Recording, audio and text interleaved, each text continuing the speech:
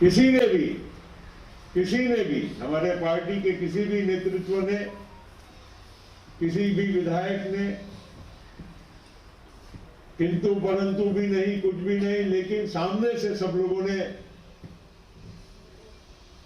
हम सब लोगों की बात को पुष्टि की कि नहीं, अगर नेतृत्व होगा तो हम सुनेत्रा ताई पवार को ही ये नेतृत्व सौंपना चाहेंगे।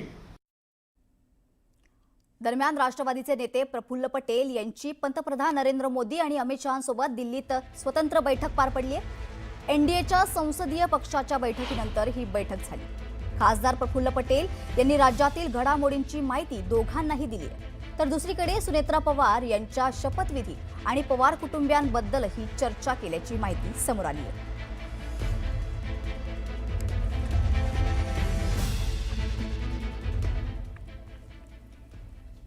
पियुष गोयल यांना गृहमंत्री अमित शहा यांनी फटकारलंय।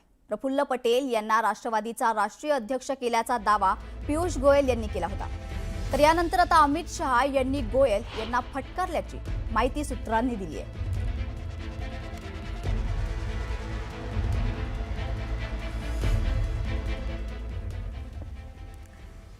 तर संजय राऊत यांनी पुन्हा एकदा भाजपवर जोरदार टीका केली आहे। तर अजित पवार यांनी भाजपची साथ सोडून पुन्हा शरद पवार यांच्याकडे परत येण्याचा निर्णय घेतला असता तर तो भाजपच्या ऑपरेशन लोटसचा आतापर्यंतचा सर्वात मोठा पराभव ठरला असता, असं संजय राऊत यांनी म्हणाले। दरम्यान अजितदादांचा संशयास्पद विमान अपघात ऑपरेशन लोटसचा भाग आहे का, असा प्रश्न देखील जनता विचारते, असा टोलाही त्यांनी लगावलाय। दुसरीकडे आजच्या घडीला जो कोणी भाजपच्या विरोधात उभा राहतो त्याला एकतर तुरुंगात टाकलं जातं किंवा त्यांच्या जीवाला धोका निर्माण होतो, असा खळबळजनक आरोपही संजय राऊत यांनी केलाय।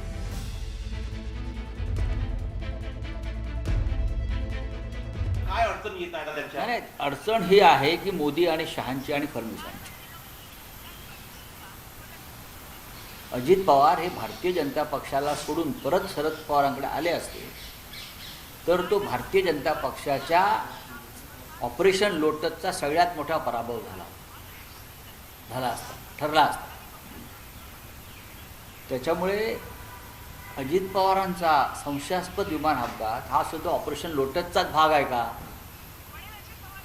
असा लोकांनी प्रश्न विचारलेला आहे। ऑपरेशन लोटसचा भाग आहे का तो? संजय राऊत यांनी ऑपरेशन लोटसचं नाव घेण्याच्या ऐवजी त्यांच्याकडे काही पुरावे असतील तर ते पुरावे सादर केले पाहिजे। म्हणून माझी संजय राऊतांना एकच विनंती आहे की तुम्ही राजकारण सोडून द्या, तुम्ही नेटफ्लिक्सला स्क्रिप्ट रायटर किंवा डायरेक्टर म्हणून काम करा। एक हॉरर सिरीज, एक थरारक सिरीज करण्यासाठी जे काही मटेरियल लागतं ते तुमच्या पत्रकार परिषदेमध्ये आहे। त्याबद्दल तुम्ही नेटफ्लिक्सची एक टायअप करून, म्हणजे उबाटा गट तुम्ही खड्ड्यात घालवला, आता किमान नेटफ्लिक्सला जॉईन झालात, अशा वेब सिरीज काढायला लागला तर थोडं तुमचं दुकान चालेल। इतक्या निर्घृण पद्धतीने देशात राज्यकारभार सुरू आहे, कोणालाही आपल्या जीवाची शाश्वती नाही। जो भारतीय जनता पक्षाच्या विरोधामध्ये जाईल तो एकतर तुरुंगात जातो किंवा जीव गमावतो, अशा प्रकारचं वातावरण या देशामध्ये आहे। तर आता संजय राऊत जाणीवपूर्वक शंका निर्माण करण्याचं काम करतायत, मात्र त्यांच्या या प्रयत्नांना यश येणार नाही, असं प्रत्युत्तर प्रताप सरनाईकांनी दिलंय। हे बघा, संजय राऊतांना तर रात्री काय स्वप्न पडतात आणि सकाळी काय बोलावं हे त्यांनी ठरवलेलं असतं, त्यामुळे कुठल्या तरी गोष्टीचा जाणीवपूर्वक शंका कुशंका सर्वसामान्य जनतेच्या मनात निर्माण होईल यासाठी ते प्रयत्न करत असतात। आता खुद्द शरद पवार साहेबांनी ह्या बाबतीत स्वतःचं मत व्यक्त केलेलं आहे की अशा प्रकारे कुठलंही वेगळं काही घडलेलं नाही आहे, असं असताना सुद्धा जाणीवपूर्वक त्यामध्ये शंका निर्माण करण्याचा प्रयत्न संजय राऊत करत आहेत। संजय राऊतांच्या आरोपाच्या संदर्भात फार गांभीर्यानं घेतलं पाहिजे।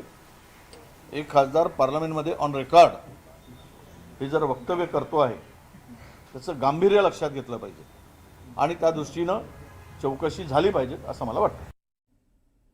दरम्यान राष्ट्रवादीचे आमदार अमोल मिटकरींनी संजय राऊतांना सुनावले।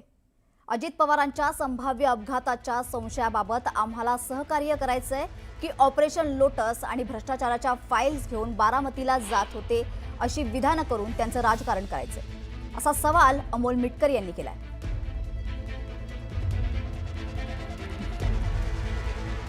दरम्यान अजित पवारांच्या निधनानंतर वेगवेगळे विधानं समोर येत आहेत आणि त्यामुळे आता राष्ट्रवादीचे आमदार अमोल मिटकरी यांनी संजय राऊतांना सुनावलंय. अजित पवारांच्या संभाव्य अपघाताच्या संशयाबाबत आता ऑपरेशन लोटस किंवा भ्रष्टाचाराचा फाईल्स घेऊन बारामतीला जात होते असं विधान करू नका, असं त्यांचं म्हणणं आहे. संजय राऊत साहेबांनी नेमकं ठरवावं की संवेदनशील विषयावर पत्रकार परिषद घेत असताना अजितदादांच्या घातपाताचा संशय जो आम्हाला येतोय त्यामध्ये सहकार्य करायचं की ऑपरेशन लोटस ते भ्रष्टाचाराची फाईल घेऊन बारामतीला जात होते असं करून त्याचं राजकारण करायचं. ते राऊत साहेबांनी राजकीय त्याला रंग देऊ नये.